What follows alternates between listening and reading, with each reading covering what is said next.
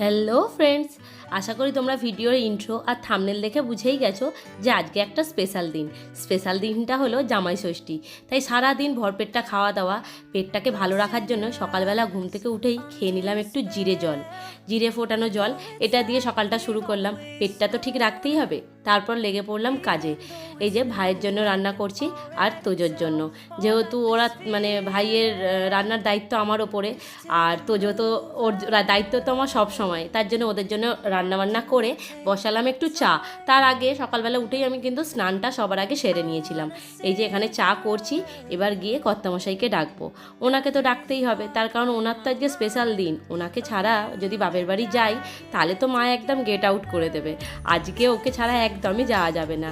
আর উনি যেহেতু আজকের সারা দিনের মেন হোস্ট আর কি, তো ওনার তদবির তো অন্যরকম হবেই। উনি তখনও ঘুমোচ্ছেন, আর আমি চা আর জিরে জলটা নিয়ে ওপরে এলাম ওনাদেরকে ডাকতে। ওনার সাথে কিন্তু ওনার ছেলেও একটুও কম যায় না। সকাল 9টা অবধি দুজনে মিলে। Hello friends, good morning, welcome back to my channel style experts চ্যানেলে তোমাদের সবাইকে আরও একবার ওয়েলকাম। আজকে হচ্ছে একটা খুব স্পেশাল দিন, আর মানে প্রত্যেকের কাছে স্পেশাল যদিও, তো জামাইদের কাছে আর একটু বেশি স্পেশাল। তার কারণ আজকের দিনটা জামাই ষষ্ঠী। আর আমি জানি যে প্রত্যেকে হয়তো এতক্ষণে রেডি হয়ে বেরিয়েও গেছো। আমি মানে অ্যাজ ইউজুয়াল সবসময়ের মতো লেট, এখন ওই 10টার মতো বাজে, এখনও রেডি হয়নি। ওদেরকে মানে ঘুম থেকে ডাকলাম, ডেকে একটু ভিডিও এডিটিংয়ের একটু কাজ ছিল, সেইগুলো একটু করছিলাম। আর রান্না করলাম, রান্না বলতে তোজোর জন্য ভাত করলাম, মাংস করলাম। আর ভাইয়ের জন্য ওই ভাতই একটু ঠান্ডা করে তারপর ওকে আবার একটু ভাত ভাজা করে দিলাম। তার কারণ সেই শুধু নর্মাল ভাত করলে তরকারি করো, এই করো, সমস্যা। চিকেন এনেছিল ভাই সকালবেলা, কিন্তু আর চিকেন সকাল সকাল করে ওঠার টাইম হয়নি আমার।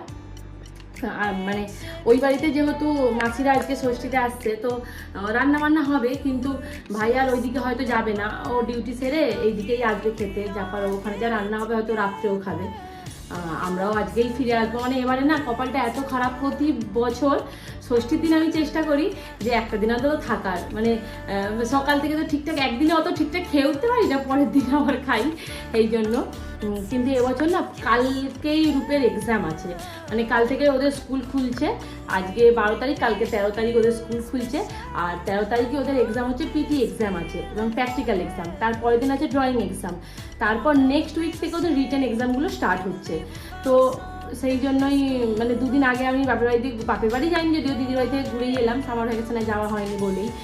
আর আজকে দেখো ষষ্ঠীতে আর বেশি বক করবো না, এবার রেডি হই। এখনও বিছনাটা পুরো মেস হয়ে পড়ে আছে, ওরা ঘুম থেকে উঠে নিচে গেছে, আমি টাইম পাইনি গোছানোর। এবার গুছিয়ে নিই, বিছনাটা পুরোটা ক্লিন করে নিই, করে রেডি হব। আর আজকে শাড়ি পরবো, তার কারণ প্রতি বছর আমি বাপের বাড়িতে টাইপ করে গেলেও ষষ্ঠীর দিনটা চেষ্টা করি শাড়ি পরে একদম সাজুগুজু করে বাপের বাড়ি যাওয়ার। তো চলো একদম রেডি হয়ে তোমাদের সঙ্গে দেখা করছি, চলো। তো দেখো একদম এক লাস্ট রেডি হয়ে চলে এসেছি। এই যে শাড়ি পরেছি, ঠিকঠাক তো পরতে পারি না, তাও যাও পরেছি। জানি এর সাথে পিঙ্ক ব্লাউজটা পরলে বেশি ভালো লাগবে, ভাবলাম একটু কন্ট্রাস্টে পরি, এর সাথে ব্লুয়েরও কাজ আছে, তাই ব্লু ব্লাউজ পরলাম। আর একদম সুন্দর করে সাজুগুজু করে নিয়েছি। বাইরে তো একদম গরম, বেরোলে একদম ঝোল হয়ে যাবো জানি, তাও একটু সাজুগুজু একটা দিন শাড়ি পরেছি মানে সাজুগুজু করলাম। আর রূপো এখানে রেডি হয়ে গেছে, রূপের পাপাও রেডি হয়ে গেছে। এই যে রূপের লুক, এই যে সাজুগুজু জামাই তো ওরা, ও আর ওর পাপা এই যে সাজুগুজু করেছে। চলো আমি তো পাও, চলো রেডি হয়ে গেছি যখন, এবার বেরিয়ে যাই। আর দেরি হয়েই গেছে, মাকে সেই 10টার সময় বলেছি রেডি হচ্ছি, কিন্তু নয়, এখন 11:30 বাজে। আজকে আবার ফিরবো, জানি না কখন যাবো। চলো, এই যে আমার ফুল লুক, কেমন লাগছে আমাকে কমেন্ট করে জানিও। ভালো লাগছে আমাকে শাড়ি পরে, পরতে পারি না তাও যা পরেছি। চলো, হ্যাঁ জানি তো, চলে দাদা যাই। আড়াল পেয়ে নিয়ে যাবি নাকি গো? কি নিয়েছিস মা বাড়িতে? জামাই ষষ্ঠী যাওয়ার জন্য, মানে বাপের বাড়ি যাওয়ার জন্য যেগুলো ম্যান্ডেটারি, আম লিচু, সেইগুলো যাওয়ার পথেই নিয়ে নিল। আর মিষ্টি দোকানে গিয়ে তো দেখি কপালে হাত, সব মিষ্টি শেষ। না সব নয়, আমার পছন্দের মিষ্টিগুলো শেষ। তাও ওখান থেকে কিছু মানে পছন্দ না হওয়ার সাথেও দু রকম কিছু একটু মিলিয়ে মিষ্টি নিয়ে বাড়ি গিয়ে দেখি দাদা মাটনটা ম্যারিনেট করছে রান্নার জন্য। আর তারপর মা একদম প্লেট সাজিয়ে দিল বিশ্বজিতের জন্য। সব রকম মানে 7 রকম না 9 রকমের মিষ্টি, চিড়ে, মুরকি আর কত রকমের ফল, কাঁঠাল, তরমুজ, সব রকমের ফল, মানে যেই সব কিছু দেয় আর কি রিচুয়ালসে থাকে, এই সব কিছু সাজিয়ে একদম জামাইয়ের সামনে প্লেট ভর্তি করে ধরেছে। জামাই বাবাজি তো কতটা খাবে সেটা তোমরা দেখতেই পাবে। এইসব তো ফল তো একদমই খায় না, আর চিড়ে মুরকির সাইড দিয়েও বিশ্বজিৎ যায় না, এইসব তো একদমই খায়নি। আর তারপর মা শুরু করেছে মায়ের আশীর্বাদ পর্ব এবং মিষ্টি খাইয়ে দেওয়া, যেগুলো শাশুড়ি জামাই যেগুলো করে থাকে জামাই ষষ্ঠীর দিন সেরকমই। মায়ের পর কাকিমার পালা, কাকিমাও বসে গেছে এবং তারপর বিশ্বজিৎ কিন্তু গিফট দিয়ে দিচ্ছে এক একজনের হাতে। তারপর বিশ্বজিৎ ওই নিয়ম রক্ষার মতো একটু একটুই খেয়েছিল এবং বোধহয় একটা মিষ্টি খেয়েছিল আর একটু আম খেয়েছিল। তারপর ও তো কিছুই খায়নি, উঠে গেছে। এবং তারপর আমরা বসেছিলাম ওখানে টিফিন করছিলাম, যেহেতু মানে মা দিয়েছে খেতে হবে, তাই আমি একটু বাবুকে খাওয়ালাম, দাদা একটু খেলো, আমরা সবাই মিলে একটু ভাগযোগ করে মোটামুটি কমপ্লিট করলাম।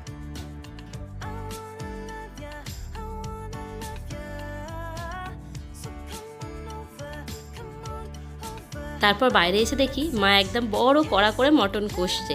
তারপর তাই দেখে তো আমি লোভ সামলাতে পারলাম না, মাকে বললাম দাও আমায় 2 পিস।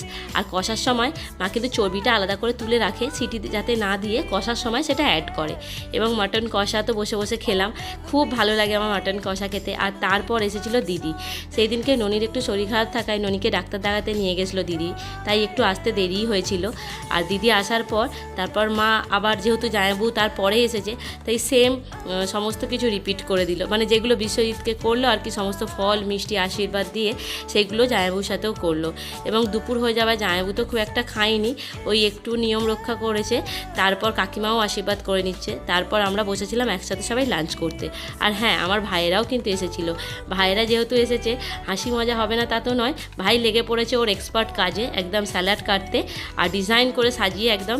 আর বাড়িতে সবাই মিলে একসাথে এই যে গোল করে লাইন দিয়ে আমরা খেতে বসি, প্রত্যেকবার না যখন যাই, যদি ভাইয়েরা না আসে এই মানে জিনিসটাকে আমি খুব বেশি মিস করি। খুব ভালো লাগে ভাইয়েরা মানে সবাই একসাথে মিলে খেতে বসলে।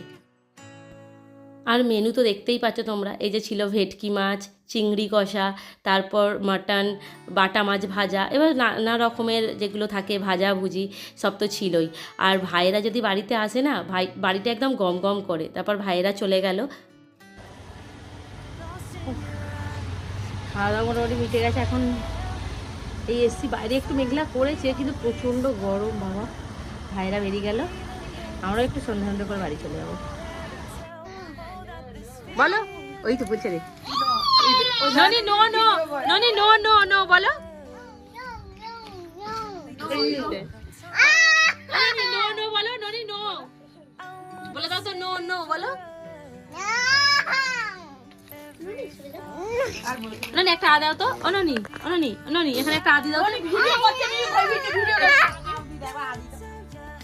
বিশ্বজিৎ একদম শ্বশুরবাড়িতে জমিয়ে মাটন দিয়ে লাঞ্চ সেরে একটা জোরদার ঘুম দিয়ে দিল।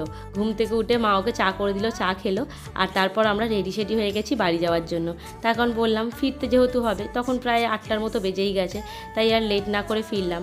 আর বাড়ি ফেরার পথে আমাদের ম্যানলোকেও একবার যেতে হবে, তার কারণ মাসি এসেছে ম্যানলোকের বাড়িতে।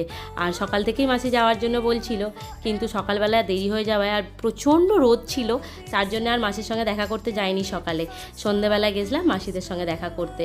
আর সন্ধ্যেবেলায় মাসির সাথে দেখা করতে গেছি, আর তাদের একমাত্র নাতি গেছে, তাকে তো একদম জামাই আদরের কোনো মানে বাদ দেয়নি, তাকে একদম গুছিয়ে জামাই আদর করে একদম প্লেটে করে লুচি খেতে দিয়েছে।